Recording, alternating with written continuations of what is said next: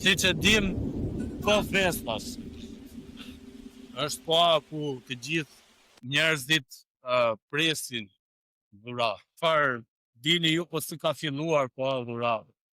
Disa mendojnë që për shkak se që në kohën e Jezusit, për shkak se kur Jezusi lindi, njerëzit ta mësuesët që ishin më të zgjuar dhe ishte dikush me emrin Magis, domethënë ishte një. Disa mendojnë që ishte hynor, ishte pikërisht si një mbret që erdhi pikërisht vetëm për momentin kur lindi Jezus. Disa mendojnë që ishte një mësues shumë i zgjuar që vinte prej së largut, po askush nuk e di origjinën e tij. Dhe që ofruan dhurata Jezus. Një prift, ai kishte dëshirë që të jepte dhurata dhe filloi jepte dhurata njerëz. Edhe që në atë kohë njerëzit filluan që të ndanin dhurata, të jepnin dhurata, të shkëmbenin dhurata. Njerëzit kanë tendencën të tërhiqen te këto gjëra. Po ta shikojmë edhe në rrjetet tona sociale, ata që veprojnë dhe sillen në mënyrë të tërhiqshme, edhe ne le themi budallaj, budallaçka, që janë këto budalliqe, po ta shikoni, ata kanë më shumë ndjekës se çdo kush tjetër. Po ta shikoni, ata kanë edhe të mira materiale, pra kanë dhe fitime. Edhe siç e dim, në këtë kohë njerëzit tërhiqen në gjëra jo të këndshme. Por imagjinoni, nuk e di, bëra një kërkim të thjeshtë në Google, nëse mund ta kërkoni edhe ta mbini në këto momente. Të krishterët në të gjithë botën janë 2.4 bilion. Të krishterë. Domethënë që këtu futen të gjithë, domethënë katolik, ortodoks, ungjillor, protestant që futen gjithë së bashku. Por janë 2.4 bilion njerëz. Imagjinon 2.4 bilion njerëz që festojnë ditëlindjen e Krishtit, sepse Krishtlindja kjo është. Krishti lindi, ditëlindja e Krishtit. Imagjinoni të gjithë 2.4 bilion njerëz që marrin dhuratë, që japin dhuratë. Pra kanë shkuar të gjithë me një ditëlindje që të festojnë ditëlindjen e një personi, siç ne shkojmë tek ditëlindja e një shoku apo një shoqe apo një miku ton, një familjarit ton, dhe të gjithë njerëzit që shkojnë te kjo festa ditëlindjes marrin dhurata, por ai që ka ditëlindje nuk merr dhuratë. Edhe pemën që është, edhe kjo që është diçka që vjen nga festët pagane, nuk është e krishterë. Njerëzit e kanë kristianizuar këtë gjë për shumë arsye. Edhe një nga këto ishte që me kohën e Konstantinit të Madh dhe me kohën e katolicizmit, disa e besojnë, disa nuk e besojnë. Por janë të shkruar, janë të dokumentuara, janë fakte historike. Që ata mendojnë edhe festa e Krishtlindjes, që është në dhjetor, është diçka, është një festë pagane, ata kanë vendosur që është lindja e Krishtit dhe ka ndodhur pikërisht në këto kohë, që supozohet 25 dhjetor, në mënyrë që njerëzit të tërhiqen pikërisht edhe të fokusohen tek Krishti. Por le të fokusohemi si gjithë bota është e fokusuar tek Krishti në këto moment. Edhe le të sjellim në vëmendjen tonë pikërisht të gjë që të gjithë njerëzit po shkojnë tek ditëlindja e Krishtit, edhe të gjithë marrin dhurata, por ai që ka ditëlindje nuk merr dhuratë. Dhe po të shikojmë historinë, që kur që ndodhi lindja e Jezusit, që është dhe që në fillim, mësuesit më të zgjuar, njerëzit e zgjuar, thoshin, disa thonë edhe princat e lindjes shkuan aty. Por shkuan dhe dhanë dhuratë. Kur themi dhurata, nuk po flasim diçka simbolike që neve e mbledhin në botë të tij. Por fesar, florin. Edhe çfarë ndodhi? Sot, në këtë kohën ku neve jetojmë, ne presim dhuratë, në vend që të për të ofruar dhuratë. Tani pyetja është, që është shumë e rëndësishme. Në këtë kohë ditëlindje të Krishtit, çfarë do t'japim ne? Ose çfarë kërkon Zoti prej nesh? Zoti nuk do të mahnitesh fare, sepse është biblike, nuk do të mahnitesh fare, në qoftë se neve do t'i dhuronim një pallat shumë të madh me flori, me fesare. Në fakt dikush u përpoq që ta bënte këtë gjë. Ishte Solomon me Davidin. Dhe Davidi e nisi si projekt, Zoti tha, nuk do ta përfundosh ti, do ta përfundoj biri yt. Por megjithatë, Zoti tha këtë gjë, edhe Davidit dhe Solomon. Ku ka ndonjë vend, unë të futem aty brenda dhe që të rri. Ku toka është stonë për këmbët e mia. Imagjinoni, gjithë rruzulli tokësor është stonë për këmbët e mia. Por megjithatë, Zoti ja lejoi Solomonit që të ndërtonte të pallatin e madh mbretëror, edhe Zoti ja dha projektin se si ta bën. Dhe ky pallat sipas historisë është ndërtuar me flori, jo i larë me flori, por me flori. Por Zoti tha diçka të rëndësishme që e përsëriti shumë herë në Bibël, nuk ka që më duhet floriri yt, dini re që në këto momente ne marrim dhe të gjigjen se çfarë dhurate kërkon Perëndia. Nuk ka rëndësi pra floriri yt, sakrifica jote. Jetë në Testamentin e Vjetër neve mësojmë që Zoti i ofron atij kërkon sakrifica, që ne më vonë marrim vesh që është Jezusi në Testamentin e Ri për neve sot. Nuk ka që më duhet një viç, thoshte, që viçi atë kohë, gjë thoshte viç mota, ishte shumë i shtrenjtë. Në fakt edhe sot është shumë i shtrenjtë, ka vajt kilja mishit lere mos e pyet. E mos fillojmë pastaj që nuk hahet fare. Pra, nuk ka që më duhen këto, thot Perëndia, kur ju thot nuk jeni me gjithë zemrën. Pra Perëndia kërkon zemrën tonë. Edhe çfarë do thot kjo me zemrën? Me sjelljen. Tani lind pyetja, a do të japim Perëndis neve një dhuratë plot vindje, një dhuratë plot besnikëri, një dhuratë ku neve nuk kemi turp, nuk kemi frikë që të deklarojmë që ne përkasim Krishtit në jetën tonë, në sferën tonë të influencës me njerëzit tanë, që neve njohim dhe na njohim. Kjo është në fakt dhurata më e mirë që Zoti kërkon prej ne. Jezus i thot tek Testamenti i Ri, në mësimet e tij thot, ejani o ju të lodhur dhe të raskapit.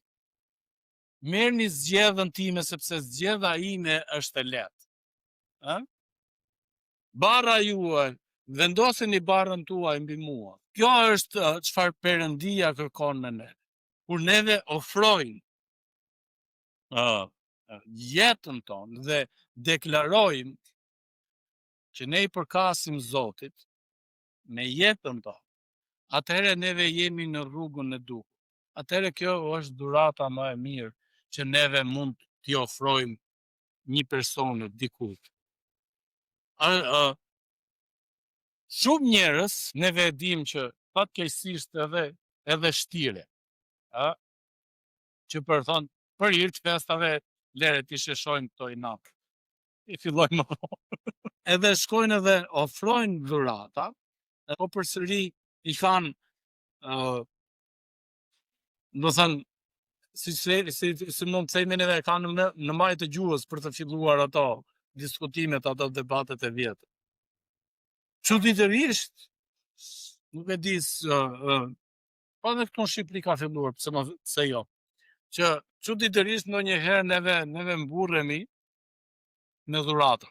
Për shembull, kur shkojmë dhe ofrojmë dhurata tek njerëzit tanë që bëhet ai këmbimi i dhuratat. Fatmirësisht neve nuk e kemi në familjet tona se do na kusen. Por ka familje të mëdha që shikojnë domethënë, çka ka sjell si dhuratë, është e shtrenjtë apo jo, ku e gjeti, kjo nuk është origjinale, kjo s'është, kjo është. Ë? Edhe shpesh herë njerëzit i masin arritjet e tyre, që ne jetë, pikërisht në këto moment. Mund marrin, ka filluar edhe këtu te ne që se neve qeshnim fakt me botën jashtë, kur thonin mori kredi për të bërë këtë gjë ose përdori kartën e kreditit. Se karta e kreditit kjo është, domethënë ti po merr kredi nga banka për të ble për shpenzimet e tua. Neve na duket çudi, por ka filluar këtu edhe tek ne që marrin kredi për të arritur për të bërë gjëra për të dukur, edhe kjo është më e çuditshme e on që neve shpenzojmë para për të dukur njerëzve që duan t'ja dinë për ne, që të kënaqin të tjerë. Pra, shkojnë edhe me pushime, edhe me nga shpenzimet nga më të ndryshme, pikërisht për këtë gjë. Por Zoti thot, nuk më duhen këtë gjë. E janë ju të lodhur thot dhe të raskapitur tek unë.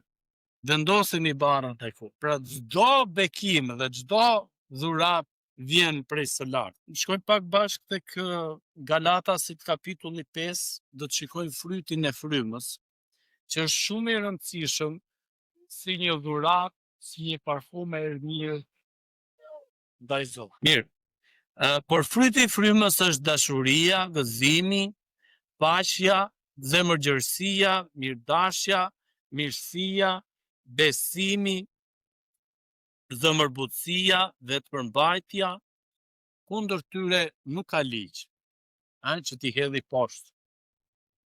Tani Perëndia na thërret neve dhe na fton ne pikërisht për këtë gjë. Kur neve mendojmë ose kërkojmë që t'i japim Zotit ton një dhuratë, kjo është e parë, për neve si krishterë, që ja kemi dhënë Zotit jetën tonë në pagëzi. Sepse tek Veprat e Apostujve, kapitulli 2, vargje 37 dhe 38, nëse neve jemi duke kuptuar edhe na vjen në mendje kjo lloj pyetje, çfarë duhet i ofrojmë Zotit tonë si dhuratë? Duhet të kuptojmë gjën e parë që nuk ka gjë materiale që ne mund t'i ofrojmë Perëndisë, që na Zoti na bjeri mark. Si njerëz.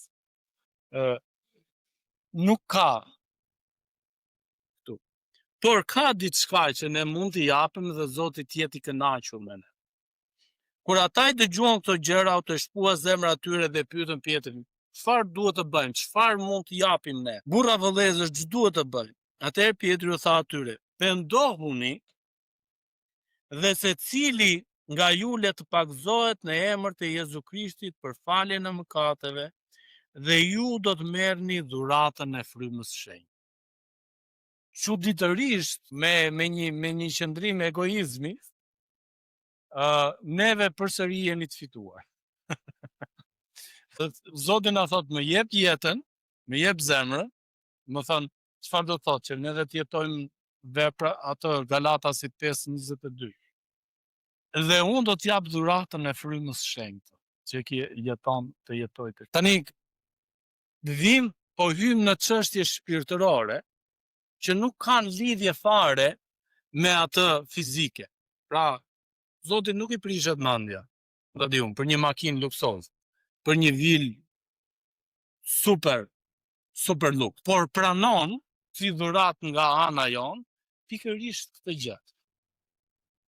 Pendes, të rrëfesh mëkatet tua, ti rrëfesh, ti pranosh që ti përpara Perëndisë je një mëkatar. Dhe Zoti thotë, hajde, hyr në familjen mbretërore. Dhe unë do të vesh, do të jap edhe dhuratën e frymës së shenjtë.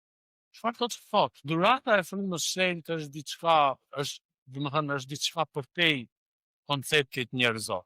Edhe në Bibël vazhdon edhe tregon edhe thotë që në momentin që ne themi ose shajmë ose blasfemoj frymën e shenjtë, nuk kam, pra është diçka shpirtërore, nuk ka çmi, është e shenjtë, është e pastër, e paprekshme. Jo vetëm me dorë, por e paprekshme edhe në fjalë. Pra, kur Zoti Perëndia nuk pranon as fjalët të këqija në këtë mes, që mund t'i thosh kundra, frymës së shenjtë, sepse në momentin që ti i thua, mbaroi çdo gjë. Thot pendohuni, vargu 38, dhe secili nga ju le të pagzohet në emër të Jezu Krishtit për faljen e mëkateve dhe ju do të merrni dhuratën e frymës së shenjtë. Çfarë ndodh me ne? Kur Zoti na mbulon me frymën e shenjtë, na mbush me frymën e shenjtë, atëherë edhe fryti i frymës, që neve lexuam këtu te Galatasit 22, është dashuria. Do thënë, si mund ta kuptosh ti që dikush ka frymën e Perëndisë? Si mund ta kuptosh ti dikë që ka dhuratën e frymës së shenjtë? Ja ku është. Dashuria, gëzimi. Gëzimi do të thotë që ti gëzon për të tjerët. Ne s'na pëlqen gjë. Neve kemi shpirtin e konkurencës, shpirtin e xhelozisë, se ai të bëjë më mos bëj. Në Greqi ishte dëgjova një histori interesante, ishin dy vëllezër. Njëri kishte rënë burg, njëri ishte jashtë. Po të dy, domethënë, ishin shumë të pasur. Janë të pasur, janë gjallë akoma. Edhe ky që është jashtë shpenzon lek që ai vllai të rri brenda. Kurse ky që është brenda, po jep lek që dal jashtë. Sepse nëse ky që del, që është brenda, del jashtë i merr gjithë pasurinë e tij. E kupton? Xhelozia njerëzore, mishore. Unë kisha kontakt javën që shkoj me mësuesit dhe që ndava dhuratë.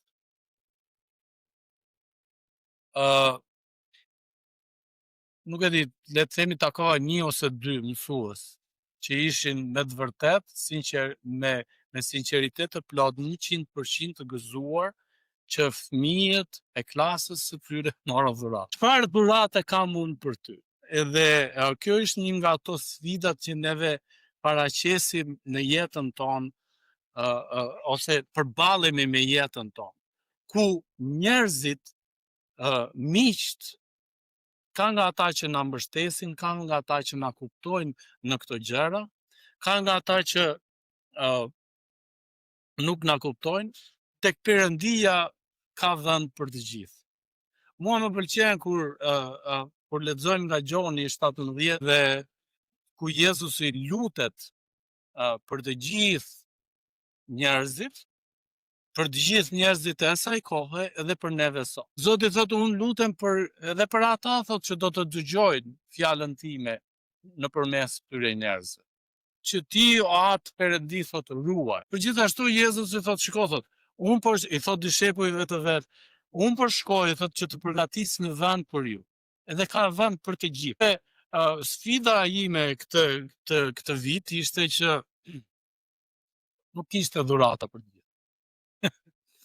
Edhe ndonjëherë përdorëm të fjalën, shikoj që nuk ka. Në hapni llaf kota ndaj se nuk kemi. Por Zoti thotë ka vend për të gjithë. Edhe kur Zoti Perëndia ati na thotë shkoni dhe ndani lajmin e mirë, dhuratën, që njerëzit do të shpëtohen, mos e zgjidhni thotë ti mund të vish ti mos hajde, ose marrë njerëzit e mi. Ka vend për të gjithë. Ka vend për të gjithë. Kjo është dashuria e Perëndisë, që është përtej konceptit njerëzor. Nuk mundet që ti ta imagjinosh, por lejo Zotin që të jetojë dhe të banojë në zemrën tënde në mënyrë që të bësh gjëra të parritshme, të pamundshme, që ti mund të mendosh dhe të konceptosh. Paqja dhe hiri i Perëndisë qoftë në gjithë secilin prej jush.